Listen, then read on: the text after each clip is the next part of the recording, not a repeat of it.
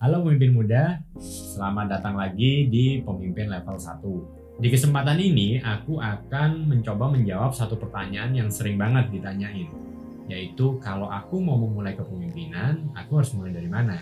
Buat jawab pertanyaan ini, aku akan coba membagi menjadi dua bagian. Yang pertama, aku akan coba jelasin sedikit nih tentang level kepemimpinan menurut John Maxwell. Yang bagian kedua, ketika kita udah tahu kalau kita ada di level 1, lalu gimana nih caranya supaya kita bisa menjadi pemimpin yang baik di level 1? Nah, ini mungkin relevan banget buat teman-teman yang baru mau memulai memimpin atau baru mau memulai berkarir.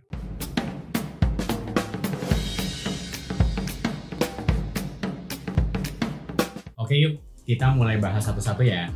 Yang pertama, apa itu level kepemimpinan menurut John Maxwell? Jadi pemimpin itu ada berapa level sih? Yang pertama menurut John Maxwell, level 1 dari kepemimpinan dia nyebutnya adalah level position. Jadi di level ini adalah level pertama kita dalam memulai kepemimpinan. Di level ini kita belajar nih menjadi individual kontributor yang baik, atau bagaimana caranya kita berkontribusi sebagai seorang individu. Level ini adalah level yang terbaik buat kita belajar kepemimpinan.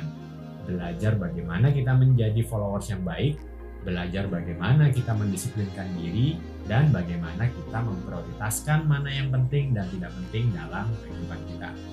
Kalau kita berhasil melewati fase ini dan kita mampu berkontribusi dengan baik, maka kita akan bisa naik ke level berikutnya. Di level kedua ada yang namanya permission. Jadi di level kedua ini kita akan diikuti atau kita sudah mulai memiliki pengaruh karena kita mampu mengajak orang lain melakukan sesuatu. Di level ini pengaruh mulai penting nih. Karena itu pemimpin di level ini harus mulai dekat dengan anggotanya. Seorang pemimpin di level ini diikuti karena ide besarnya dan juga karena nilai-nilai yang dianutnya. Orang-orang di sekitarnya bersedia untuk dipimpin bukan karena posisinya, tapi karena memang mereka percaya kepada ide besar dan nilai dari pemimpinnya. Level ketiga ada namanya production. Di level ini intinya kredibilitas dan track record menjadi modal utama dari seorang pemimpin. Kita akan diikuti oleh para followers kita karena kesuksesan atau keberhasilan yang berhasil kita lakukan di masa lalu. Baik itu organisasi kita di masa lalu yang sukses, ataupun bisnis kita yang memiliki profit yang besar, atau program-program strategik yang pernah kita ikuti di masa lalu.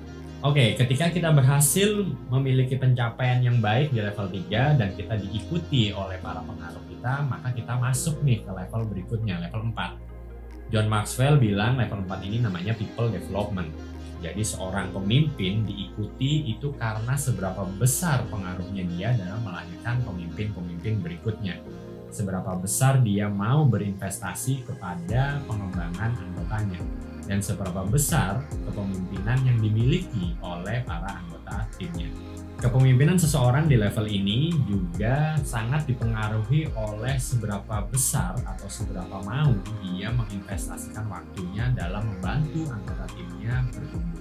Semakin dia menginvestasikan waktunya, semakin dia ingin menumbuhkan anggota timnya, maka semakin besar pula level kepemimpinannya.